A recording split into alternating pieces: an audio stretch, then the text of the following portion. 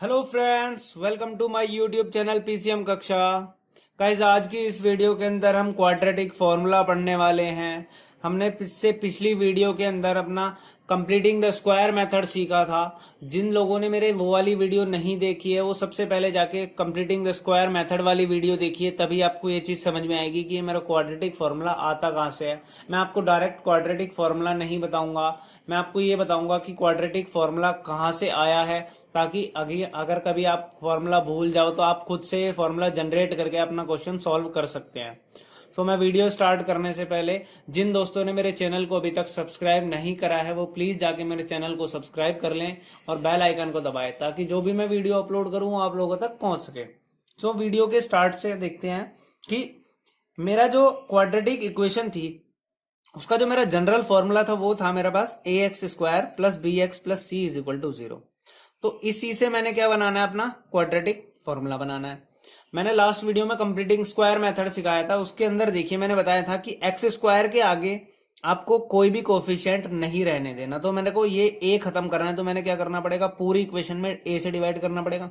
सो मैं first step मेरा क्या हो गया, डिवाइड बोथ साइड बाय ए से डिवाइड कर दीजिए। तो क्या हो जाएगा, ये मेरा एक्स स्क्वायर बन जाएगा। ये वाली टर्म मेरे पास क्या आ जाएगी, b upon a x plus c upon a is equal to 0। तो यहां से ये चीज मेरे पास फ्रेम हो गई। अब मैंने कंप्लीटिंग द स्क्वायर लगा देना है इसके अंदर, कंप्लीटिंग द स्क्वायर करके दिखा देना है। तो ये मेरा हो गया एक्स स्क्वायर, यानी कि ए की वैल्यू मेरी एक्स आ गई, और जो ये वाली टर्म होती है इसी से मेरे को 2a भी मिलता है। तो यहाँ पे प्लस साइन है तो प्लस 2a भी होगा, ये 2 इंटू एक्स।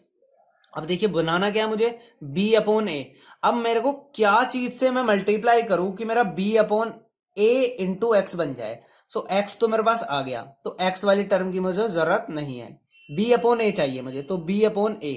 अब अगर मैंने इसको छोड़ दिया ऐसे ही तो ये मेरे पास बन जाएगा 2bx अपॉन ए, लेकिन यहां में मेरे पास क्या है, bx अपॉन ए है।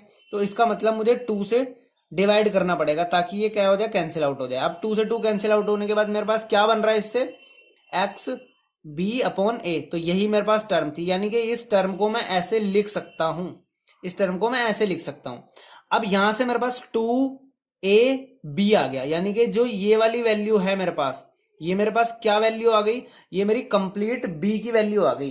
ये मेरी कंप्लीट किस चीज की वैल्यू आ गई, बी की वैल्यू आ गई। तो मैंने क्या करना है, फॉर्मूला बनाने के लिए प्लस बी स्क्वायर को ऐड करना होता है, तो प्लस बी अपॉन 2a का होल स्क्वायर मैंने क्या किया, ऐड किया। सो मैंने अपनी मर्जी से जब ऐड किया तो मुझे माइनस भी करना पड़ेगा बैलेंस करने के लिए, तो माइनस बी अपॉन 2a का होल स्क्वायर और plus c upon a as it is आ गया, इज इक्वल टू 0। सो यहां से यहां तक जो मेरा फ्रेम हुआ ये मेरा क्या बन गया, ये मेरा क्या बन गया, x plus b upon 2a का होल स्क्वायर, ये मेरा बन गया यहां से यहां तक का। अब ये वाले जो पार्ट्स थे इसको मैं राइट हैंड साइड में ले जाता हूं। तो राइट हैंड साइड में जब मैं इसको लेकर जा रहा हूं तो देखिए मेरा क्या बन जाएगा, ये मेरा क्या, मेरा b का square upon 4a square minus c upon a, क्योंकि जो टर्म मेरी पॉजिटिव थी वो नेगेटिव हो जाएगी और जो मेरी नेगेटिव टर्म थी वो क्या हो जाएगी, मेरी पॉजिटिव टर्म हो जाएगी। सो अब इसके आगे मैं क्या सॉल्व कर दूंगा, इसको सॉल्व कर दूंगा, यहाँ पे मैं एलसीएम ले लूंगा इसका। सो मैं आगे लिख लेता हूं इसको, x plus b upon 2a का whole square, x plus b upon 2a the whole square is equal to, यहां पर क्या था मेरे पास, यहां पर था मेरे पास b square upon 4a square, b square upon 4a square minus minus c upon a, minus c upon a. So अब क्या करूंगा मैं, यहां से देखिए इसको मैंने एलसीएम ले लिया, तो x plus b upon 2a का whole square is equal to क्या आ गया, मेरा एलसीएम क्या आ गया, 4a स्क्वायर आ गया। तो यहां से आ गया मेरे पास बी स्क्वायर माइनस यहाँ पे ए है तो 4a से मल्टीप्लाई होगी, तो ये क्या हो जाएगा, 4ac हो जाएगा मेरे पास। यहां से मेरे पास क्या आ गया, 4ac आ गया। सो यहां से मैंने क्या करना है, x plus b upon 2a, मेरे को x की वैल्यू निकालनी है। तो यहाँ पे जो स्क्वायर था इसको हटा के मैंने क्या कर दिया, उधर लेके गया मैं, तो ये क्या आ जाएगा, मेरा अंडर रूट में चला जाएगा। सो अंडर रूट में मेरे पास क्या आ गया, देखिए B square minus 4ac upon में 4a स्क्वायर, ये मेरे पास क्या आ गया, अंडर रूट में आ गया। और आपको पता है जब भी अंडर रूट में कोई टर्म आती है तो हमने क्या करना होता है, प्लस और माइनस दोनों साइन लगाने होते हैं, यानी कि इसकी वैल्यू प्लस में भी आएगी और माइनस में भी आएगी। तो x plus b upon 2a equal to क्या आ गया मेरे पास, प्लस माइनस ऊपर तो मेरा b square minus 4ac as it is रहा, और नीचे वाली जो टर्म थी मेरे पास, देखो 4 का अंडर रूट में क्या आ जाता है, 2 आ जाएगा बाहर, और ए स्क्वायर का रूट से बाहर निकलने के बाद क्या आ जाएगा, a आ जाएगा। तो ये चीज आ गई मेरे पास। मेरे को x की वैल्यू निकालनी है, तो x क्या हो जाएगा, ये वाला जो b/2a है ये भी उधर जाके माइनस का हो जाएगा, तो ये आएगा मेरे पास minus b/2a plus minus under root b square minus 4ac upon 2a। अब यहां से दो चीज आ गई मेरे पास, ये दो 2a क्या है, कॉमन ले सकता हूं मैं, इसको मैं ऐसे लिख सकता हूं, 2a एलसीएम आ गया, तो यहां से आ जाएगा minus b minus plus under root b square minus 4ac। तो यहां से देखिए x की दो वैल्यू आ गई, एक वैल्यू क्या है minus b minus bracket under root start b square minus 4ac upon 2a, एक वैल्यू x की हो गई मेरे पास नेगेटिव वाली टर्म के साथ, एक वैल्यू हो जाएगी मेरे पास क्या, minus b plus under root b square minus 4ac upon 2a। तो एक वैल्यू मेरे पास नेगेटिव के साथ आ गई, एक वैल्यू मेरे पास पॉजिटिव के साथ आ गई, और यही क्या है, मेरी रूट्स हैं। तो यानी कि हम डायरेक्ट फॉर्मूला लगा सकते हैं। अब हमारा जो डायरेक्ट फॉर्मूला बना है, अगर आपको क्वाड्रेटिक इक्वेशन दे रखी है और आपको उसको सोल्व करना है डायरेक्ट, तो आप क्या लगाओगे, x की वैल्यू का फॉर्मूला ये लगाओगे, x equal to minus b minus plus under root b square minus 4ac upon 2a। So ये हमारा क्या होता है, डायरेक्ट फॉर्मूला हो जाता है। आपको डायरेक्ट फॉर्मूला लगाना है तो ये आपको फॉर्मूला लगा सकते हो, लेकिन मैंने आपको बता दिया कि ये फॉर्मूला आया कहां से है। मैंने इस इक्वेशन को, मैंने आपकी जनरल इक्वेशन से ही ये फॉर्मूला तैयार किया है, और उसमें मैंने क्या लगाया, कंप्लीटिंग द स्क्वायर मेथड लगाया है। सो आप डायरेक्ट, आपको तो ये फॉर्मूला लर्न करना है, ये मैंने आपको समझाया है क्योंकि आपको इजी लगे कि ये फॉर्मूला आया कहां से एक्चुअली में। इनकेस आप अगर एग्जाम में फॉर्मूला भूल भी जाओ तो आपको फ्रेम करना आना चाहिए कि आप फॉर्मूला कैसे बनाते हैं अपना। सो ये फॉर्मूला आई होप आपको सभी को समझ में आ गया होगा। अब इसके अंदर ना एक चीज होती है, कंडीशन होती है हमारी, अगर जो ये बी स्क्वायर माइनस 4ac की वैल्यू, जो मेरा बी स्क्वायर माइनस 4ac की वैल्यू है, अगर ये 0 या 0 से बड़ी है तब तो ये फॉर्मूला अप्लाई हो सकता है, यानी कि मेरे रूट्स निकल जाएंगे। लेकिन अगर ये बी स्क्वायर माइनस 4ac की वैल्यू माइनस में हो गई, तो आपको पता है फिर अंडर रूट के अंदर माइनस वाली टर्म तो हमने कभी पढ़ी नहीं, तो वो हमारा कैसे हो जाता है, इमेजिनरी नंबर हो जाते हैं। सो आपको क्या करना है, आपको उसके आंसर में क्या लिख देना है कि roots are not exist, roots do not exist. जो भी क्वाड्रेटिक इक्वेशन आपको दी है उसके रूट एग्जिस्ट नहीं करते, तो हम उसको सॉल्व नहीं कर सकते। लेकिन अगर आपकी इसकी बी स्क्वायर माइनस 4ac की वैल्यू क्या है, प्लस में है, तो मैं आपको इसको चीज को लिख देता हूं आपके लिए। जो हमारा बी स्क्वायर माइनस 4ac है, इसको हम किससे रिप्रेजेंट करते हैं, डी से रिप्रेजेंट करते हैं। सो मैंने बोला अगर बी स्क्वायर माइनस 4ac की वैल्यू 0 या 0 से बड़ी है तो रूट्स एग्जिस्ट करते हैं, otherwise roots do not exist. मतलब अगर बी स्क्वायर माइनस 4ac की वैल्यू 0 से छोटी है आपके पास, तो रूट्स आर इमेजिनरी, यानी कि उसके रियल रूट नहीं होंगे और उसको सॉल्व करना हमें नहीं आता। सो ये चीज आ गई आपके पास। और अगर आपके रूट्स रियल हैं तो आप क्या फॉर्मूला लगाओगे, एक्स की वैल्यू निकालने के लिए, रूट्स निकालने के लिए, x is equal to minus b minus plus under root b square minus 4ac upon 2a। ये आपका डायरेक्ट फॉर्मूला काम करेगा और इससे आपके दोनों के दोनों रूट्स निकल जाएंगे। तो आई होप कि ये मेथड आपको समझ में आ गया होगा, आपको फॉर्मूला समझ में आया होगा कि ये फॉर्मूला हमारा आया कहां से है। और इसी को और अच्छे से समझने के लिए ना हम एक एग्जाम्पल ले लेते हैं। एनसीईआरटी बुक का जो हमारा एग्जाम्पल नंबर 10 है वो मैं आपको करके दिखाता हूँ इससे, इसी मेथड से, तो आपको बहुत आसानी से समझ में आने लग जाएगा और बहुत बढ़िया लगेगा आपको ये चीज। सो एग्जाम्पल नंबर 10 देखिए, एग्जाम्पल नंबर 10 के अंदर क्या कर रखा है, सॉल्व क्वेश्चन नंबर 2 का first part of exercise 4.1 by using quadratic formula. अब ये देखते हैं इसके अंदर क्या था हमारा। इसके अंदर देखिए हमारे को लेंथ दे रखी थी, लेंथ x मीटर। सो हमने क्या कर लिया, लेट द ब्रेड्थ दे रखी थी, तो ब्रेड्थ हमने क्या ले ली, bx मीटर। और आपके पास लेंथ क्या दे रखी है उसकी, कि जो हमारी जो लेंथ है वो ब्रेड से डबल से भी एक ज्यादा है, तो ब्रेड लेंथ क्या हो जाएगी हमारी डबल, x का डबल क्या हो जाएगा 2x, और इससे भी एक ज्यादा होगी। और इससे आपकी इक्वेशन फ्रेम हुई थी। एरिया दे रखा था आपको, तो एरिया क्या होता है, लेंथ इनटू ब्रेथ, वो आपको 528 दिया हुआ है। तो यहां से क्या आ जाएगा मेरा, x की मल्टीप्लाई 2x प्लस 1 से होगी, इज इक्वल टू क्या आ गया मेरे पास 528 आ गया यहाँ से। तो इक्वेशन फ्रेम हुई मेरी 2x² plus x minus 528 is equal to 0। तो यहां से देखिए a की वैल्यू में आ गई मेरे पास 2, b की वैल्यू हो गई मेरे पास 1, क्योंकि a क्या है x² का कोफिशिएंट होता है, b क्या है x का कोफिशिएंट होता है, और c मेरी क्या होती है कांस्टेंट वैल्यू। तो c की वैल्यू क्या आ गई मेरी माइनस 528 आ गई। अब मैंने क्या करना है, इसके रूट्स निकालने थे, तो मैंने क्या करना है डायरेक्ट फॉर्मूला अप्लाई कर देना है। तो x is equal to minus b, यानी कि माइनस बी, माइनस तो फॉर्मूले का हो गया और b की वैल्यू क्या है 1 है, तो माइनस बी। तो मैं पहले फॉर्मूला लिख देता हूँ, minus b minus plus under root b² minus 4ac upon में 2a। सो यहाँ से मैंने वैल्यूज रखनी स्टार्ट की इसकी, x is equal to minus b की जगह क्या आ जाएगा 1 आ जाएगा, तो minus plus under root b² क्या हो जाएगा मेरा 1 का स्क्वायर हो जाएगा, यानी कि 1 माइनस 4 इंटू ए इंटू सी, 4 इंटू ए क्या है मेरे पास 2 है, और c क्या है मेरे पास माइनस 528 है। यहाँ से क्या आ जाएगा अपॉन में 2a की जगह क्या लिखूंगा मैं 2 इंटू 2।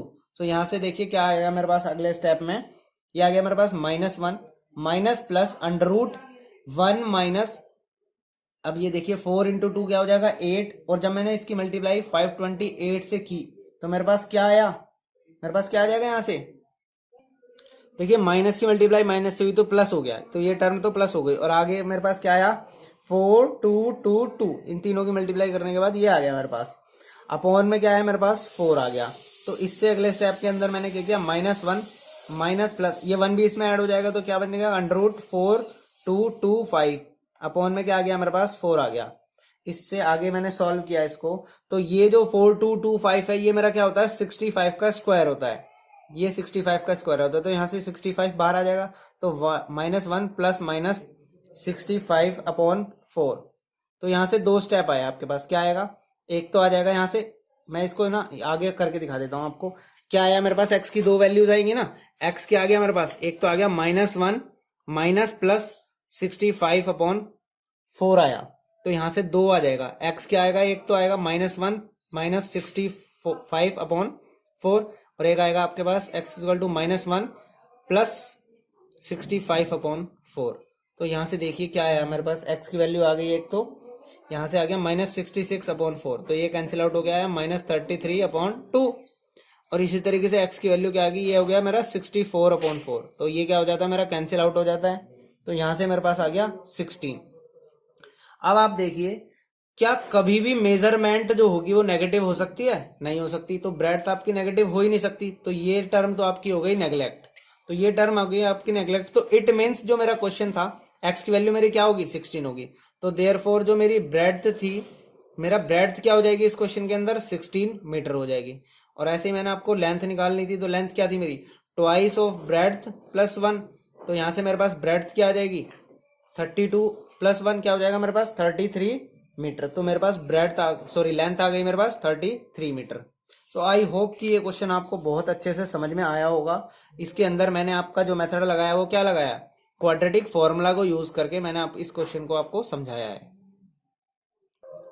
सो एक क्वेश्चन और ले लेते हैं ताकि आपको ये मेथड और अच्छे से समझ में आ जाए। तो हम अपना एग्जाम्पल नंबर 12 लेते हैं, इसके अंदर हमारी वर्ड प्रॉब्लम भी सॉल्व हो जाएगी और साथ के साथ हम ये वाला फॉर्मूला दोबारा यूज करके देखेंगे, तो आपके अंदर क्या हो जाएगा कॉन्फिडेंस आ जाएगा और आपको बहुत अच्छे से समझ में आ जाएगा ये। सो एग्जाम्पल नंबर 12 के अंदर देखिए, a rectangular park is to be design whose breadth is 3 meter less than its length. तो इट मीन्स क्या है, लेंथ से 3 कम है उसकी breadth. Its area is to be 4 square meters more than area of a park that has already been made in the shape of an isosceles triangle with its base as the breadth of the rectangular park and its altitude is 12। So अब आप देखिए आपके पास condition क्या दे रखी है, ये आपके पास एक एरिया है, ये आपके पास एक क्या है स्क्वायर है, और इससे साइड में एक पार्क बना हुआ है आइसोसेलेस ट्राइंगल की शेप का बना हुआ है। आपको इसके अंदर कंडीशन दी है कि जो इसकी लेंथ है ना, ये रेक्टेंगल की ये जो लेंथ है ये ब्रेड्थ से 3 ज्यादा है, यानी कि ब्रेड्थ लेंथ से 3 कम है।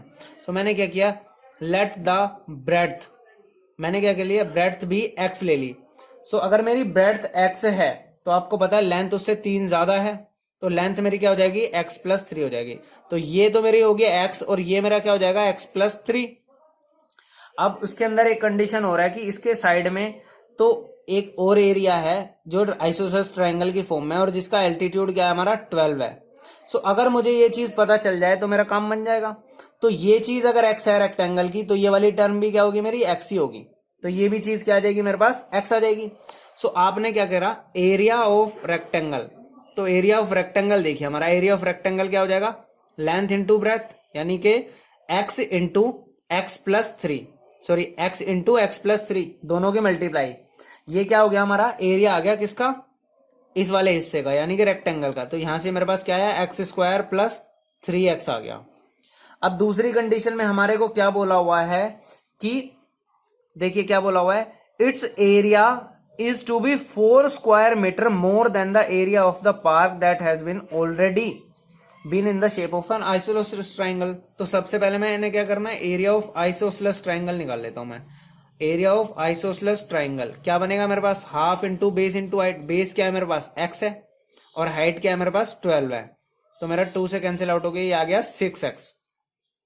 तो यहां से मेरे पास एरिया आ गया। और अकॉर्डिंग टू क्वेश्चन जो कंडीशन दे रखी है, जो मेरा एरिया है, एरिया ऑफ रेक्टेंगल जो है वो कितना है, area of isosceles triangle, area of triangle से कितना ज्यादा था, 4 ज्यादा है। अगर ये ज्यादा है तो मुझे बराबर करने के लिए दोनों में क्या, इधर के वाले ट्राइंगल के एरिया में अगर मैं 4 ऐड कर दूं तो बैलेंस हो जाएगा, क्योंकि ये क्या था, इस वाले एरिया से ट्राइंगल से 4 ज्यादा था। तो मैंने 4 ऐड कर दिया किसके अंदर, ट्राइंगल के अंदर, ताकि दोनों क्या हो जाए, बराबर हो जाए मेरे।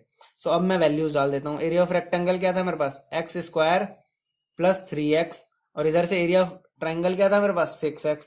तो 6x प्लस 4, तो यहां से इक्वेशन बन जाएगी मेरे पास, एक्स स्क्वायर, ये इधर आएगा क्या हो जाएगा, 3 हो जाएगा माइनस का, ऐसे ही ये -4 इज इक्वल टू 0। तो यहां से मेरे पास कंडीशन आ गई। अब मैंने क्या करना है, इसको कंडीशन को ए देख लियो, ए क्या है मेरे पास, ए 1 हो गया, बी की वैल्यू क्या हो गई मेरे पास -3 हो गई, सी की वैल्यू क्या हो गई मेरे पास -4 हो गई।